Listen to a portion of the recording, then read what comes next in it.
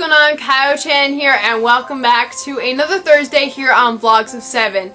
It is stardate 67.04. Today I'm going to be answering Brit's mission, which was to create a New Year's party with various shojo and shonen characters. There's a lot of crazy things that are going to happen at this party, so let's get right into it. And I promise I'll try to be as quick about it as possible, because I can go on about this for a long time. This party is being held at a local high school gym and is being hosted by Orion High School Host Club. And they're doing what they do best. They totally redecorate the entire place, making it nice and cozy and New Year's feeling. At the same time, they're hosting. Before the party really got started, there was a small incident with 3 of them. And if you saw the end of Orion, you probably know who was involved. So we have Tamaki, who's being his usual self. He's being romantic towards women at his table. When Haruhi sees him, she gets royally annoyed, and in retaliation decides to start hanging out with Kyoya, who at this point has still not given up hopes of dating her. So the two of them start dancing and soon become the main focus of everybody in the room. When Tamaki finds out that no one's paying attention to him anymore, he runs over, grabs Haruhi away from Kyoya, and the two of them start dancing. By the time everything's all said and done, a lot of people are commenting on how cute they are as a couple and things like that. Kyoya basically just stands there and smiles, happy to see how far their relationship has gone. After this is done, the caterers walk in, and the caterers for this event are the fighting chefs from One Piece. They're kind of happy to be there, but at the same time, you know they're ready for a fight. So they're in the kitchen, grumbling away, and preparing all the meals for the party. Slowly but surely, everybody else starts walking in. And we have various women from different shoujo series coming in, and the only reason why they're there is because of the host club. They want to hang out, have some entertainment, and just hang out with people who are famous.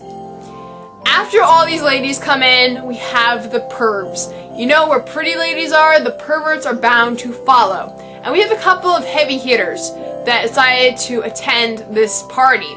So we have Master Roshi from Dragon Ball Z, we have Miroku from Inuyasha, we have Brock from Pokemon, and believe it or not, Orochimaru from Naruto. The 4 of them walk in, and they're scanning the entire room looking to see who they can hit on. At first, Orochimaru really doesn't see anybody who he's interested in, so he decides to go and have a drink. The other 3 are just standing there, practically drooling. They can't believe how many pretty women are in this room, and they don't know where to start. But Master Roshi and Miroku decide they're gonna go and have a couple of drinks before they get started. Brock, on the other hand, decides he wants to jump right into it. So he does his thing, becoming a lover boy and hitting on pretty much every single person in the room. And in the process, he's practically gonna get hit like 50 times at least. While this is going on, the couples start walking in. So some of the big name couples that decided to come to this party are Yusuke and Keiko, and they're just there to have some fun, because they really haven't been able to spend too much time together because of all the cases that Yusuke had to go on. And following them is Kuwabara and Yukina. Kuwabara is all goo-goo and gaga over being able to spend time with Yukina. This is her first major New Year's party, so he's happy to be able to spend time with her. At the same time, she's really nervous because she hasn't been around this many people before, so she's kind of awkward, but she's happy to be there with Kuwabara. Following them is a pretty pissed off Hiei, and the only reason why he decided to come to this party was to keep an eye on Kuwabara, because he doesn't want him doing anything inappropriate with his sister. So he's basically there as a parental guide and watcher. That's basically his only purpose for being at this party. And following Hiei is Kurama, and he's there to just spend time with all his friends because they really haven't been able to spend too much time together since they went their separate ways. So they walk in and they go to their own table and they're just sitting around having a good time. Following them is Kagome and Inuyasha. And they're there because there is a jewel shard somewhere in the building, but they don't know exactly where. And Inuyasha is very confused. He has no idea what's going on, why everyone's celebrating, and what's with all the racket. And Kagome is trying to explain to him the concept of New Year's, and it isn't going very well. And the two of them start having a little bit of an argument, and they separate and they start searching all over the place for this jewel shard. Let's get back to the drunks. So we have a bunch of people drinking at this table. We have, of course, Orochimaru, Masaroshi, Miroku, and then we have some other people which I haven't mentioned yet, like Jiraiya, Tsunade, Sumeragi, and the rest of the Gundam Meisters from Double O. They're all sitting there having a good time, finally relaxing after all the stress they've been through. And eventually, Sumeragi and Tsunade are totally wasted. Absolutely wasted. And they're having this random argument about stature and boobs and guys' preference.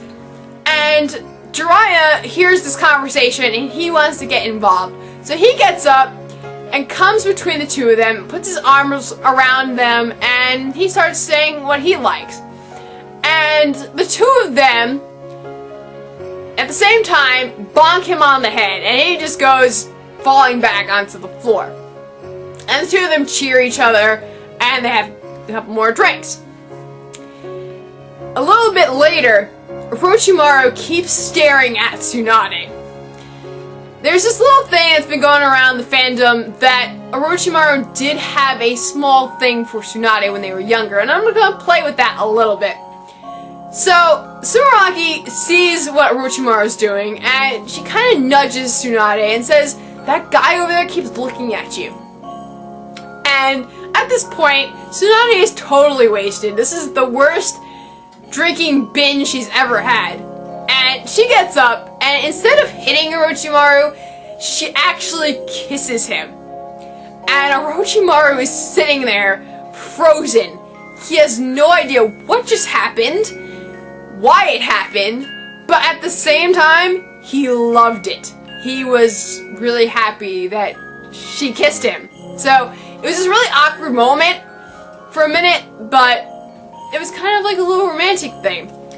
And Jiraiya is kind of jealous. He's sitting there on the floor, looking up at them all like goo-goo eyes, and he's jealous. So he gets back up, and the three of them start having a little argument, like they usually did as, you know, their team.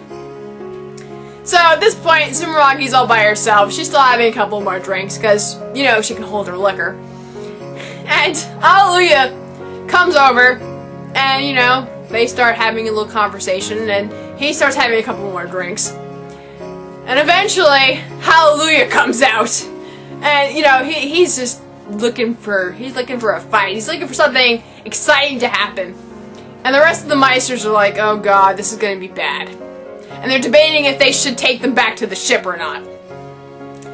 So, this is all happening, while at the same time, the perverts are out on the prowl.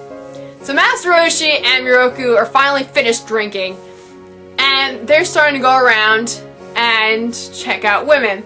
And you hear people screaming, you hear them getting bonked over the head, getting slapped across the face. All this stuff is happening. And while that's going on, there are two angry girlfriends standing in the doorway. And that would be Sango and Misty. So they're standing there in the doorway, glaring half across the room at their boyfriends. And of course, Brock and Miroku have no idea that they're even there, but they're just doing what they're doing. So Sango's the first to react. She is flaming mad. The flames are all over the place. You can see it on her face. She storms over to him, shouts at him, and then gives him a huge whack. And he goes flying into the badass table, where all the bad guys are sitting at. So he goes and he lands on the table, destroys everything. The table is broken in half. And you have all of them glaring at him. So you have Sanji, you have Zoro, you have Sasuke, you have all these badasses, Hiei, they're all looking at him like you're dead meat. Oh boy, Kyoya is standing there and he's watching all this happen and he's writing out like this huge bill because all the damages are adding up and he's just writing all these bills. So a fight's gonna break out and the chefs hear all this chattering outside and they come out with their knives and these huge ass poles and they're ready to fight. And Hallelujah sees it and he's pretty excited too, but Lock-On grabs him by the shoulder and pulls him away. And Tsurugi's like, hey, where you going? And then you have Tieria, he's like, okay, come on, let's go. So he takes her and they all go back to the ship before anything bad happens. So there's a fight gonna break out, but we have a peacemaker. Toru decides to try to break up this fight. So Toru comes over, and she does what she usually does, has a little lecture, and everyone just is like, yeah, okay, and they just go back to what they were doing. And Sango comes over and looks at him, giving him all these glares with her hands crossed over her chest and all this, and he's like, I'm sorry. And she beats him up again and then drags him out. So Misty follows suit. She hears some screaming on the other side of the room, and she knows, based on experience, whenever screaming is involved, Brock is probably there. So she goes, she marches over there, she sees Brock standing next to Nurse Joy, and grabs him by the ear and starts dragging him out, saying, come on, lover boy. And he's kicking and screaming, not wanting to leave, but she's determined to get him out of this party. So the only pervert left is Master Roshi, and he's still doing his thing. He's still flipping up skirts, and he's still doing all these perverted things. But eventually, that comes to the end by the hands of none other than Hercule. Hercule actually does something heroic, and he actually beats down Master Roshi. And the only reason why he really got involved was because the last person that Master Roshi was kind of hitting on was Videl. So he took care of Master Roshi, and Hercule kind of, took Videl, and they kind of left. They left him at that. So now everyone's having a good time. All the perverts are gone, and things are kind of at a normal, fun level again. You have people playing games over another corner. You have one guy from Hikaru no Go. I don't remember his name. But he's playing shogi with Shikamaru, and Shikamaru is actually having a tough time with this guy.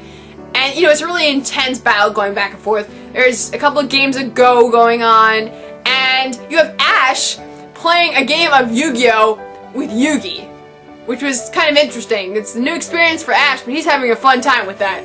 So, they're all having a couple of, good times over there, and everything seems to be going well. All of a sudden, there's like this screeching, singing voice out of nowhere. And everyone turns around and they see Krillin standing there with a microphone. And he's singing another drunken song. And then all of a sudden, it turns into a huge food fight. Everyone's throwing food at him and it just becomes chaos. And that's pretty much where I'm going to leave this New Year's party. It just goes from everyone having a good time to an all-out food fight, and then everyone just starts laughing because they're all covered in food, and it's just really hysterical. So that's pretty much what happens at my New Year's party with shonen and shoujo characters. So I hope you guys enjoyed that. I know I enjoyed coming up with it. There's a lot of other things that could possibly go down at this party, but that's just basically the main concept. So now I'm going to come up with a question for Oki-chan. I think I'm going to stick with this New Year's theme for my question to you. So the question that I'm posing to you is, who would you want to attend a New Year's party with? that's from a shojo or shonen. And the second part of the question is, who else would you be excited to see at a New Year's party? So that is my two-part question for you. I'm not going to challenge you for not making your videos for the past 2 weeks because it is the holiday season, so I am going to give you a break on that. I look forward to hearing your answer to this question. And that is everything for me this week. I hope you guys have a happy new year, and I will see you guys next time. Bye!